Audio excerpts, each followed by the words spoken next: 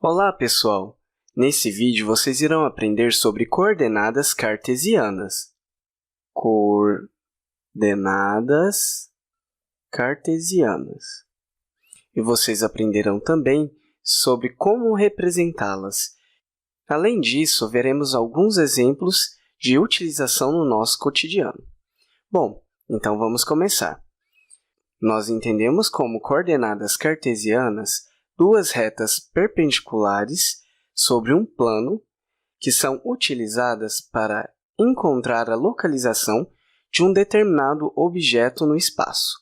Nós temos aqui uma rede quadriculada e nós iremos traçar nela duas retas. A primeira reta é a reta horizontal, ou eixo X, como nós iremos chamar. Mais adiante, nós daremos um nome para esse eixo. Temos ainda uma segunda reta, que ela fica na vertical. Vamos chamá-la de eixo Y.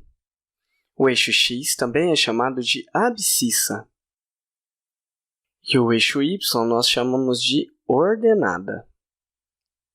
As coordenadas cartesianas são utilizadas em navegações, em aparelhos GPS. GPS significa Sistema de Posicionamento Global. É por meio desse aparelho que é possível, por exemplo, localizar a longitude, a latitude e a altitude de aviões.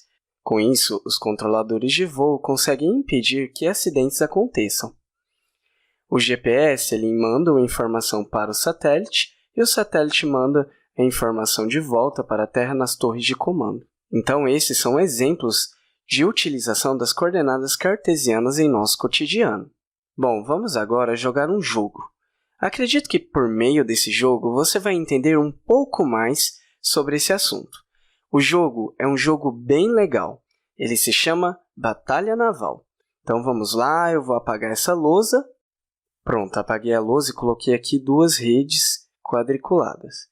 Então nós temos aqui um eixo horizontal e nós temos aqui um eixo vertical. Lembrando que essa aqui é a abscissa e essa aqui é a ordenada. Vamos simular esse jogo com dois jogadores. Então, vamos imaginar que essa rede aqui pertence a uma pessoa chamada Roberta. E essa outra rede quadriculada aqui pertence ao Ricardo. Para iniciar o jogo, é necessário que cada um dos jogadores anote em seu papel, individualmente, os quadradinhos que ocupam cada tipo de embarcação. Ele não pode mostrar para o outro jogador as anotações que está fazendo. Cada um dos jogadores terá que distribuir essas embarcações na rede quadriculada. Cada jogador pode colocar um navio de 3 canos, 2 navios de 2 canos, 3 submarinos, um porta-aviões e um navio de 4 canos. Cada uma dessas embarcações possui uma quantidade de quadrados que ocupa. Então, por exemplo, no navio de 3 canos, Roberta terá que marcar 3 espaços. E ela então decide aqui colocar na posição 2E. Então, ela vem aqui na posição 2E e começa a pintar os 3 quadrados. Ela então resolve colocar um submarino na posição 6A. O Ricardo fará a mesma coisa. Então, vamos fingir que o Ricardo resolveu colocar um submarino na posição 11D. Então, ele colocou aqui e resolveu colocar a embarcação, o navio de 2 canos, na posição 3H. Então, ele vem aqui e pinta 2 quadrados.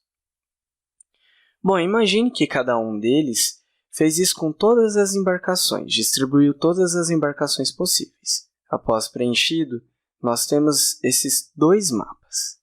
Então, os dois distribuem as embarcações em sua rede quadriculada. Após isso, cada um terá que descobrir onde está a embarcação do outro. Então, vamos começar por Roberta. Vamos fingir que Roberta falou assim: Ricardo, eu acho que você colocou uma embarcação na posição 3F. Então, o que Ricardo faz? Ele vem aqui na posição 3F, então 3F. E fala para Roberto, Roberta, não tem nenhuma embarcação nesse ponto. Ele vem e marca aqui que a Roberta já fez essa tentativa. Então, é a vez agora do Ricardo. O Ricardo fala, olha, Roberta, eu acho que tem uma embarcação na posição 7D. Então, a Roberta vem aqui na posição 7D e assinala. Sim, Ricardo, você acertou uma embarcação.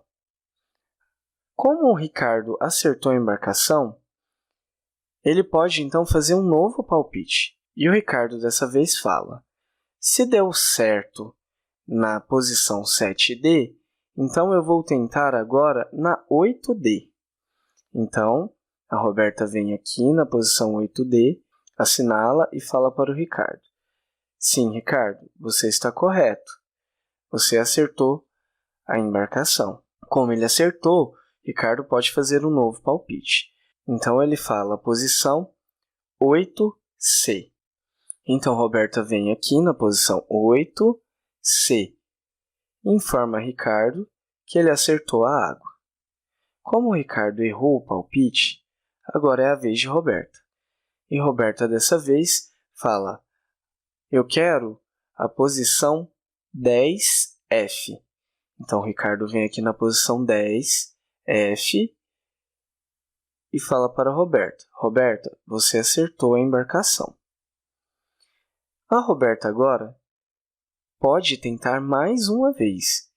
Então, ela fala, bom, agora eu quero a posição 10E.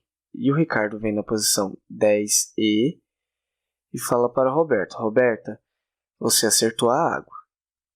E assim as rodadas vão acontecendo.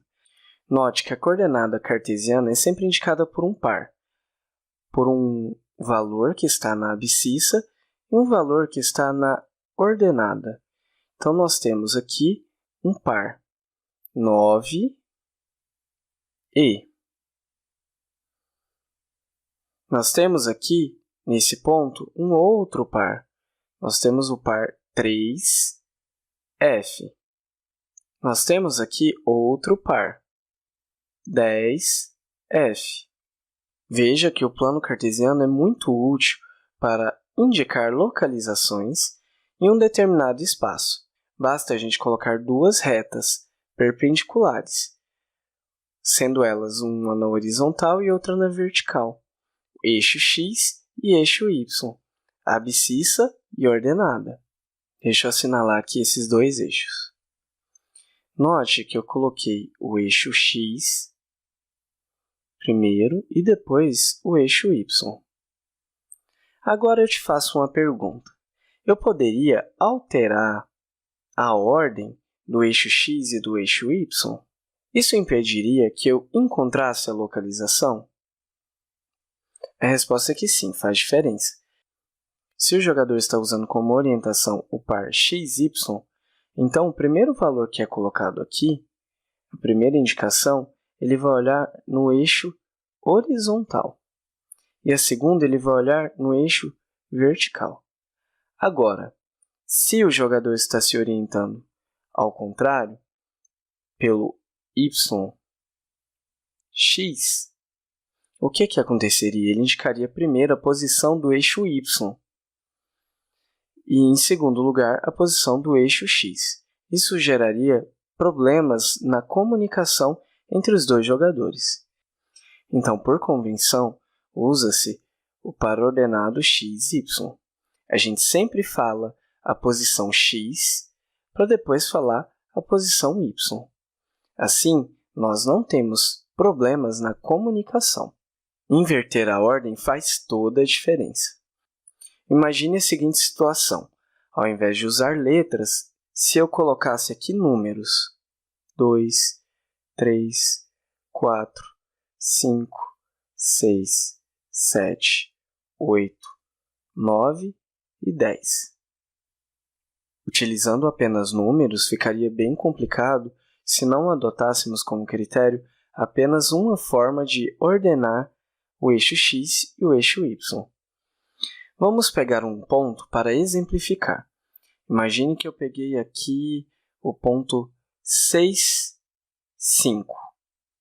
Tudo bem? Então, esse ponto aqui. Se a pessoa indica o eixo x primeiro, então é 6, seria esse 6 aqui. E depois o eixo y, seria o 5 aqui. Se o outro jogador está adotando a ordem inversa, o que ele poderia compreender? Que no eixo y seria a posição 6. Então, seria aqui. Ao passo que no eixo x seria 5. Então, o jogador faria uma indicação dessa localização, e não dessa, que o primeiro jogador havia afirmado. Por convenção, utilizamos apenas essa ordem. Isso é tudo. Até o próximo vídeo.